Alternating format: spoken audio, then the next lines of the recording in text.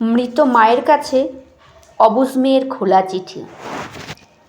ও মা, তুমি নেই, তাও বেশ ভালো আছি।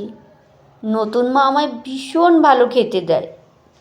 বাসি তরকারি, পচা ভাত আর নষ্ট ডালে আমার খুব ভালোই পেট ভরে যায়।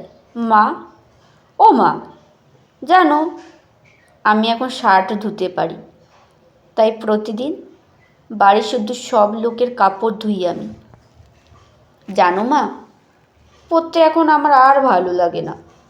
আমার এখন আর কোনো বই নেই, আমার কোনো খাতা নেই, কলম নেই, নেই কোনো ব্যাগ।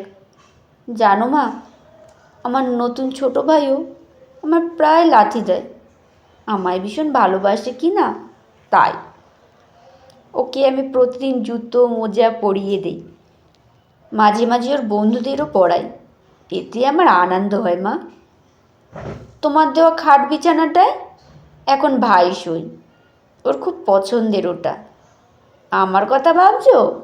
আমি সিঁড়ির নিচে মাদুর পেতে শুই, আমার একটুও কষ্ট হয় না। মা জানো, ঈদ এলে আমি পুরনো জামা পাই, সেই কাপড়ে তোমার মেয়েকে রাজকুমারী দেখায় মা, যে কিনা এক রাজ্যহীন রাজকুমারী। মা জানো, বৃষ্টি হলে, মেঘ ডাকলে আমি আজও ভয় পাই। তোমার শেষ পরনে যে কাপড়টা ছিল, ওটা ঘর থেকে লুকিয়ে এনেছে গো মা। ওটা জুড়ে যে তোমার গন্ধ, ওই গন্ধে আমার আর ভয় হয় না। মনে হয় তুমি আমাকে জড়িয়ে রেখেছো বুকে।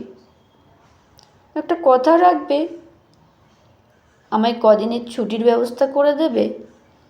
তোমার কাছে গিয়ে থাকবো দুদিন, একটু শান্তিতে ঘুমাবো তোমার বুকে।